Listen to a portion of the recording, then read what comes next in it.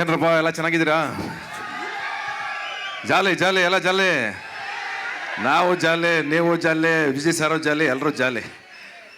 ಈ ವರ್ಷಾರಂಭ ತುಂಬ ಚೆನ್ನಾಗಾಯ್ತು ನಮಗೆ. ಯಾಕೆಂದರೆ ಅದು ಭೀಮದಿಂದ ಶುರುವಾಯಿತು, ಸಕ್ಸಸ್ ಮುಖಾಂತರ ಶುರುವಾಯಿತು, ಇಂಡಸ್ಟ್ರಿ ಸೊರಗಿತ್ತು. ಆ ಟೈಮಲ್ಲಿ 2 ಸಿನಿಮಾಗಳು ಮತ್ತೆ ವಾಪಸ್ ಕಮ್ ಬ್ಯಾಕ್ ಮಾಡ್ತು ಕನ್ನಡ ಇಂಡಸ್ಟ್ರಿನ. ಮೊದಲನೇದು ಭೀಮ, ಎರಡನೇದು ಕೃಷ್ಣಂ ಪ್ರಣಯ ಸಖಿ, ಅದಾದಮೇಲೆ ಬಗೀರ, ಈಗ ಭೈರತಿ ರಣಗಲ್. ಈ 4 ಸಿನಿಮಾಗಳು ಮತ್ತೆ ಮಳೆ ಬಂದಂಗೆ ಬಂದು ಚೈತನ್ಯ ತಂದಿದೆ, ಭೂಮಿ ಫಲವತ್ತಾಗಿದೆ. ಈ ಕನ್ನಡ ಸಿನಿಮಾಗಳು ಇದೇ ರೀತಿ ಯಾರದೇ ಸಿನಿಮಾಗಳು ಗೆಲ್ಲಿ, ನಾನು ಎಲ್ಲರ ಸಿನಿಮಾ ಹೆಸರು ಹೇಳ್ತಾ ಇದ್ದೀನಿ, ಎಲ್ಲರ ಸಿನಿಮಾಗಳ ಹೆಸರು ಹೇಳ್ತಾ ಇದ್ದೀನಿ, ಹಾಗೆ ಎಲ್ಲರ ಸಿನಿಮಾಗಳು ಗೆಲ್ಲಬೇಕು. ಆ್ಯಂಡ್ ಇವತ್ತು ಜೀಬ್ರಾ ಮುಖಾಂತರ ನಾವು ವೇದಿಕೆ ಮೇಲೆ ನಿಂತಿದ್ದೀವಿ. ಸತ್ಯದೇವ್ ಅವರ ಇನ್ನೋಸೆನ್ಸು, ಅವರ ಸ್ಮೈಲು ತುಂಬ ಚೆನ್ನಾಗಿದೆ.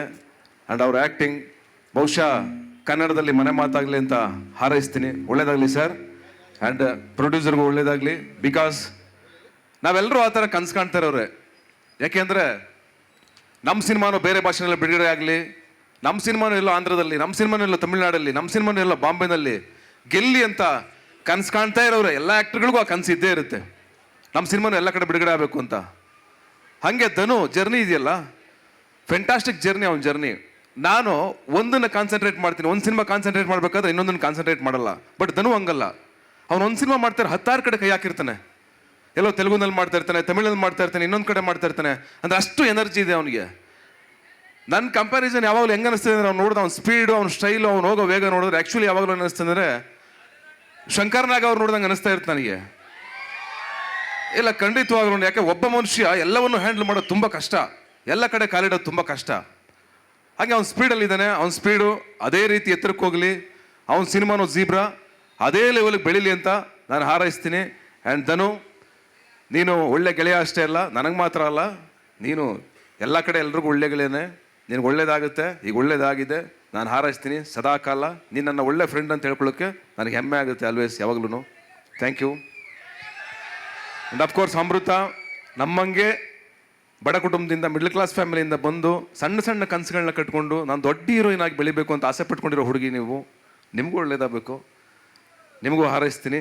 ಹಾಗೆ ನಮ್ಮ ಎಲ್ಲ ಗೆಳೆಯರು ಇವತ್ತಿದ್ದೀವಿ ಜೊತೆಗೆ. ನವೀನ್ ಆಗ್ಬೋದು, ಸಪ್ತಮಿ ಆಗ್ಬೋದು, ಅಫ್ಕೋರ್ಸ್ ಎಲ್ಲರನ್ನು ನೋಡಿದ್ರೆ ಅವರೆಲ್ಲರೂ ಎನರ್ಜಿ ನಮಗೆ.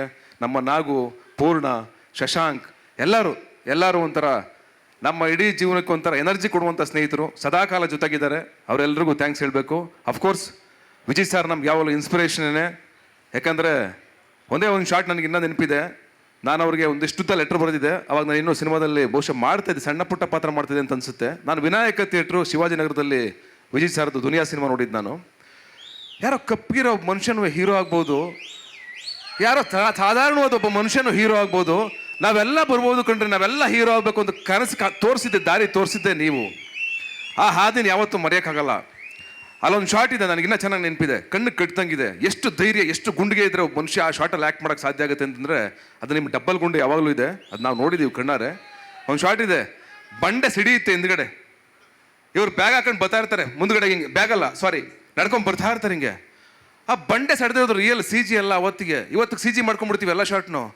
ಆ ಬಂಡೆ ಸಿಡಿದು ಚೂರುಗಳೆಲ್ಲ ಕ್ಯಾಮ್ರಾಗೆ ಬರ್ತಾ ಇದೆ. ಹಂಗೆ ಬರ್ತಾ ಇದ್ರು ಕಣ್ಣು ಒಂದ್ಸಲ ಬ್ಲಿಂಕ್ ಆಗ್ತಾನೆ, ಮನುಷ್ಯ ಧೈರ್ಯವಾಗಿ ಹಿಂಗೆ ನಡ್ಕೊಂಡು ಬರೋದೈತೆ ಗೊತ್ತಾ. ಆ ಹಸಿವು ಬಹುಶಃ ನಾನು ಯಾರ ಕಣ್ಣಲ್ಲೂ ನೋಡಿಲ್ಲ. ಬಹುಶಃ ಅದು ಬಡವ್ರಿಗೆ ಮಾತ್ರ ಕಾಣಿಸೋ ಹಸಿವು ಅದು. ಅಂದರೆ ಏನೇ ಆದರೂ ಗೆಲ್ತೀವಿ ನಾವು, ಏನೇ ಆದರೂ ನಿಲ್ತೀವಿ ನಾವು ಅನ್ನೋ ಹಸಿವಿದೆಯಲ್ಲ, ಆ ಹಸುವೆ ಧನಂಜಯ ಆಗ್ಬೋದು, ನಾನು ಆಗ್ಬೋದು, ಅಮೃತ ಆಗ್ಬೋದು, ಅಥವಾ ನವೀನ್ ಆಗ್ಬೋದು, ಸಪ್ತಮಿ, ನಾಗು, ಪೂರ್ಣ.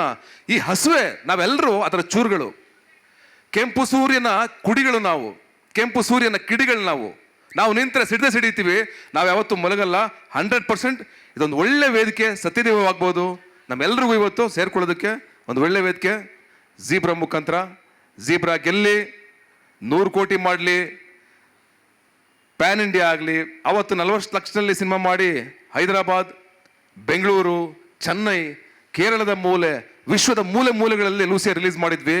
ಸಿನಿಮಾ ಬೇರೆ ಭಾಷೆಗೆ ಹೋಗೋದಕ್ಕೆ ಅಥವಾ ಬೇರೆ ರಾಜ್ಯದಲ್ಲಿ ರಿಲೀಸ್ ಆಗೋದಕ್ಕೆ ಎಷ್ಟು ಕೋಟಿ ಹಾಕಿದ್ದೀವಿ ಅನ್ನೋದು ಇಂಪಾರ್ಟೆಂಟ್ ಅಲ್ಲ, ಎಂಥ ಕಂಟೆಂಟ್ ಮಾಡಿದ್ದೀವಿ ಅನ್ನೋದು ಮುಖ್ಯ ಆಗುತ್ತೆ. ಆ ಕಂಟೆಂಟ್ ಇದಾಗಲಿ ಅಂತ ನಾನು ಹಾರೈಸ್ತೀನಿ. ಜೀಬ್ರಾ ಗೆಲ್ಲಿ. Thank you so much. ಇಡೀ ತಂಡಕೊಳ್ಳೋದಾಗಿ ಥ್ಯಾಂಕ್ ಯು.